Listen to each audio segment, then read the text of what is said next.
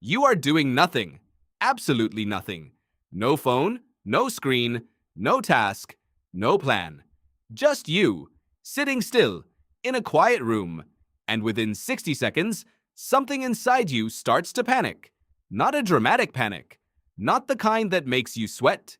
Just a low hum of wrongness. A quiet pull towards something, anything, that will make this feeling stop.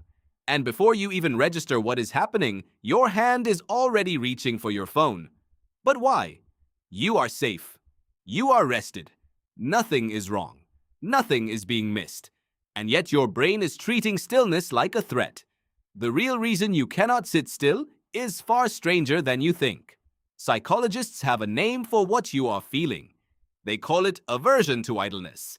And it runs so deep in human biology that researchers at the University of Virginia designed a series of experiments to measure exactly how far it goes. In 2014, psychologist Timothy Wilson and his team placed participants alone in a room with nothing to do for 15 minutes. They were given one option. If they wanted, they could press a button to deliver an electric shock to themselves. The same electric shock that most participants had already rated as painful enough that they would pay money never to feel again. And yet, when left alone with nothing but their own thoughts, 67% of men and 25% of women chose to shock themselves rather than simply sit in silence. Think about what that means. Your brain would rather feel pain than feel nothing. This is not a quirk of modern life. This is not caused by smartphones or the attention economy or the pace of the 21st century. This goes much further back, because for almost all of human history, doing nothing was not a luxury. It was a warning sign. Think about what stillness meant in the world your ancestors lived in. If you were sitting still, something was wrong. Either you were injured and could not move, or the food had run out and there was nothing left to hunt, or the group had gone quiet because something dangerous was nearby, and silence was the only defense you had. Stillness, in the environment your brain was built for, was almost always the prelude to a problem. Your brain did not inherit a setting for peaceful rest in a safe and comfortable room. It inherited a scanner. And that scanner runs constantly, searching for the thing that requires your attention even when nothing does.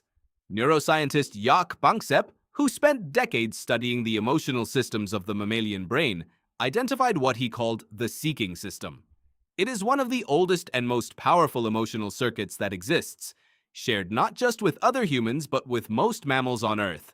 And it does not activate when you find something. It activates when you are searching. The seeking system generates a state of restless, forward-moving, compulsive energy. A drive to look, to explore, to pursue, to acquire. And the part that changes everything, it feels good to be in. Not satisfying in the way completing something feels good, but alive and buzzing and urgent. Your brain rewards the act of looking, not just the act of finding. And that system has no natural off switch. When your environment gives it nothing to seek, it does not rest. It manufactures something to chase. It starts scanning for threats you might have missed. It replays old conversations searching for danger signals in things someone said 3 days ago. It runs worst-case scenarios for futures that have not happened. It generates anxiety and restlessness and rumination, not because anything is actually wrong, but because seeking is all it knows how to do, and it cannot stop without something to seek. This is why your mind races the moment you try to sleep. This is why you reach for your phone within seconds of sitting down. This is why a long journey without sound feels unbearable even when you are not tired. Your seeking system is not broken. It is doing precisely what it was designed to do, in a world that no longer requires it to run at full speed every waking hour. Now there is a second layer to this that goes even deeper. Underneath the seeking system is dopamine. You already know dopamine is the reward chemical, but that framing is wrong, and the truth is more interesting. Neuroscientist Kent Berridge at the University of Michigan spent years separating what he called wanting from liking in the brain. He found that dopamine does not actually make you feel pleasure when you get something. Dopamine makes you feel urgency about getting it. Dopamine drives the reaching, not the reward. It is the chemical of anticipation, of possibility, of almost. And it fires hardest not when you receive something, but when you do not know whether you will or not. Unpredictability is its fuel, which means the most powerfully dopamine-triggering experience your brain can have is searching for something whose outcome is uncertain. And what is more uncertain